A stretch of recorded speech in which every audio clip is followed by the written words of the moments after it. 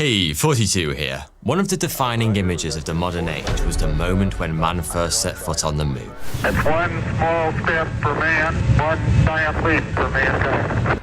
On the 20th of July 1969, whilst the world crowded around transistor radios and those TV sets with the funny wooden trim, Neil Armstrong took one small step for a man in what was the culmination of years of experimentation and endeavour. This was the crowning glory of the post-war American dream and proof that there was nothing the United States couldn't do.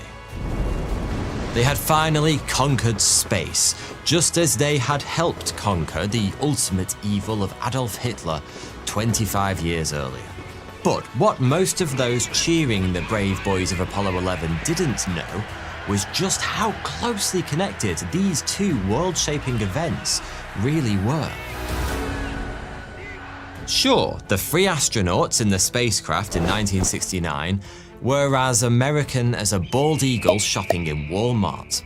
However, many of those who made that journey possible weren't Americans, but Germans. And not just any Germans, the really, really naughty kind, Nazis. The truth is that the American space program of the 50s and 60s was overseen by scientists, technicians, and engineers with an involuntary right arm raising disease, who'd been smuggled out of Germany after the war as part of the most audacious and controversial talent grab in history, codenamed Operation Paperclip. It saw more than 1,600 of the Third Reich's top scientific minds avoid trial in Europe to instead be spirited across the Atlantic to apply their expertise to areas like synthetic fuels, communication systems, and aeronautics. The US Army was especially keen to make use of the men who had knowledge of rockets, the very same rockets originally designed to rain down fiery death on America and her allies. This cadre of elite scientists was headed by Nazi rocket engineer Wernher von Braun, and he was so influential to America's success in reaching the stars that he became known as Dr. Space, and was eventually enshrined in America's National Aviation Hall of Fame.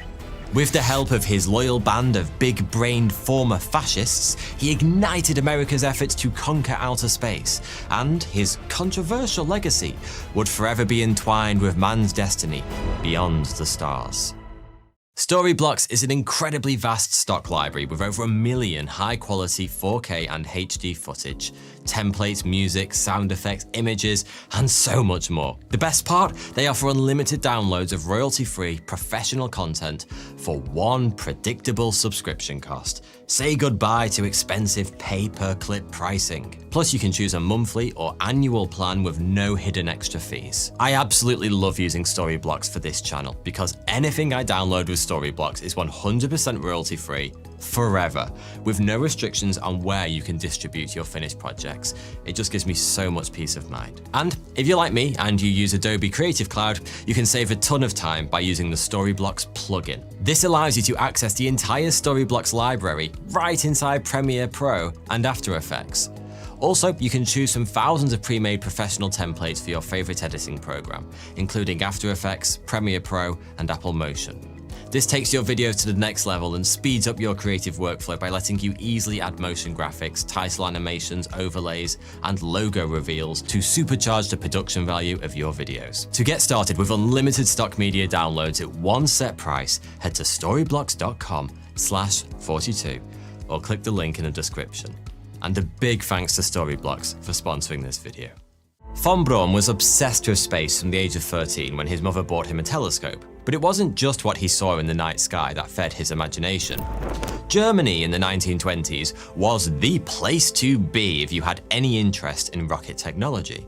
Fritz von Opel, heir to the Opel car company, was known by the rather brilliant nickname of Rocket Fritz, and he gave public demonstrations in which he drove cars and planes he'd fitted with rockets. I sure do miss those good old days when health and safety hadn't been invented yet. Naturally, this drew huge crowds, young Werner amongst them, and when his ambitious young eyes fixated upon the sight of a crazy German man driving inside a fireball of certain death, he just knew that he had to do the same.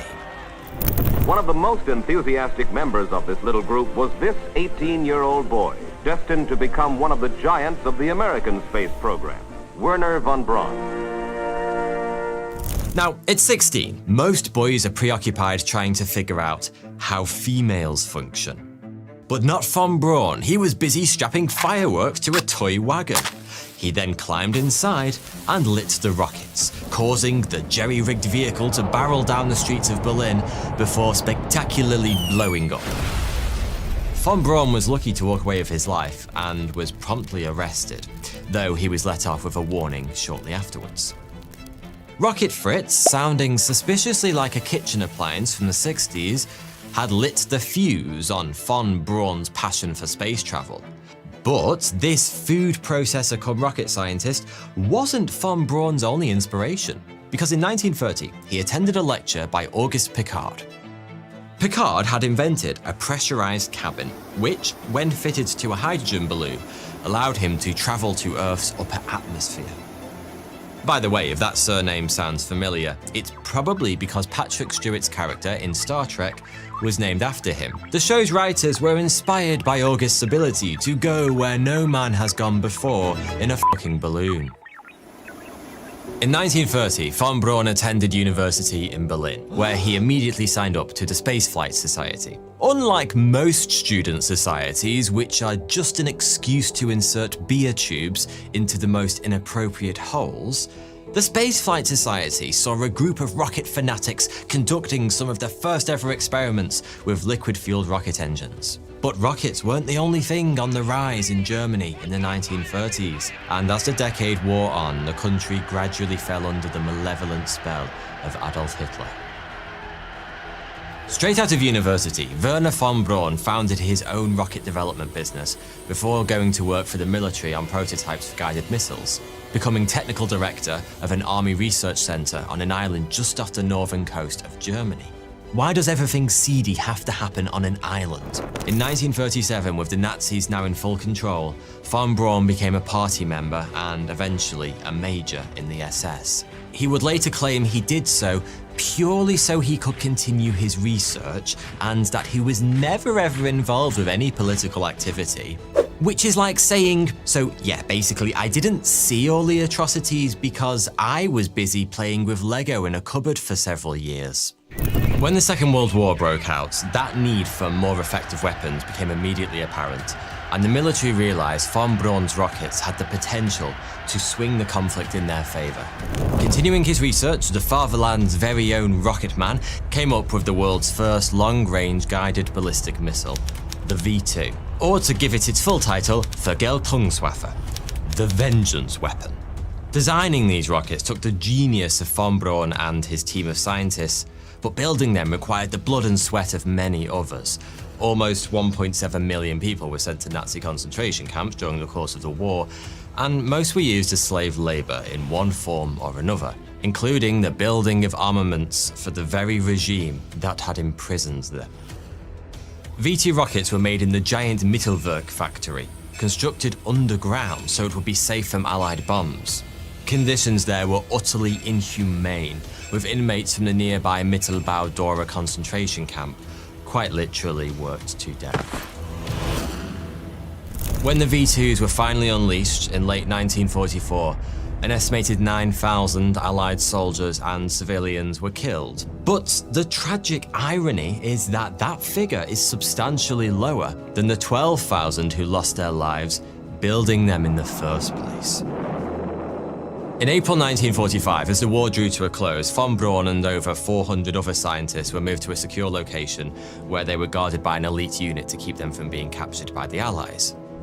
As it became evident that World War II was going to be one of those where the bad guys lose, Hitler sent orders that everyone involved with the development of rockets should be gassed, so their knowledge didn't fall into enemy hands. But word somehow got through to von Braun, and for some reason, he didn't like the sound of that plan at all. So he came up with one of his own to get himself and his fellow scientists the hell out of there post-haste. Commandeering a train, they escaped into the mountains of southern Germany and over the border into Austria. Werner and his brother Magnus subsequently surrendered to American forces in a rather unconventional fashion, with Magnus cycling out to find the nearest army unit with a white bedsheet tied to his handlebars, so they knew he came in peace. Whilst it's fair to say that Hitler had some seriously out there ideas, in fact he was kind of famous for them. He was bang on the money when it came to thinking the Allies were keen to get their hands on Nazi rocket pioneers. In fact, the Allies were so keen to do so that they dedicated an entire secret intelligence program of 2,000 people to it. This was Operation Paperclip. So called because when working their way through the mountains of files of potential scientists to steal, office bods in the Army's Ordnance Corps would attach a paperclip to those who were of particular interest. They identified over 5,000 targets, and the ominously named Enemy Personnel Exploitation Section was created in order to interrogate them. This unit worked in a detention center with the codename, now, are you ready for this? Because it's really, really badass. Dustbin. Yeah. The Dustbin was housed in Kransberg Castle near Frankfurt. This castle had been earmarked to be Hitler's main military HQ, and hidden deep beneath the earth, beneath the imposing medieval ramparts, was an elaborate warren of concrete bunkers. Having been thoroughly debriefed, von Braun and more than 130 of his team were moved to the United States and their new home of Fort Bliss in El Paso, Texas. Fort Bliss is a massive US Army base that covers some 1,700 square miles. And during the Second World War it was used to train anti-aircraft gunners and hold prisoners of war.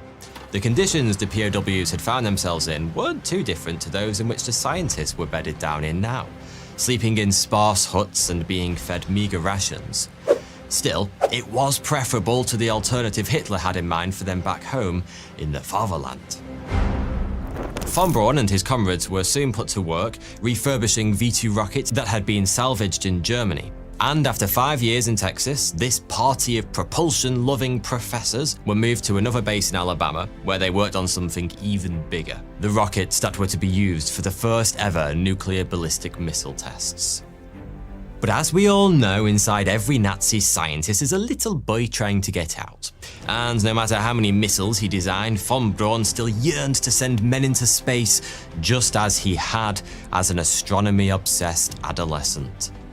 As fate would have it, Werner's lifelong dream was now part of the very zeitgeist of the country that he lived in. This was 1950s America, and just like in Toy Story when Buzz replaced Woody, so the cowboys who'd been idolized for decades were being replaced by characters from space movies and sci-fi comics.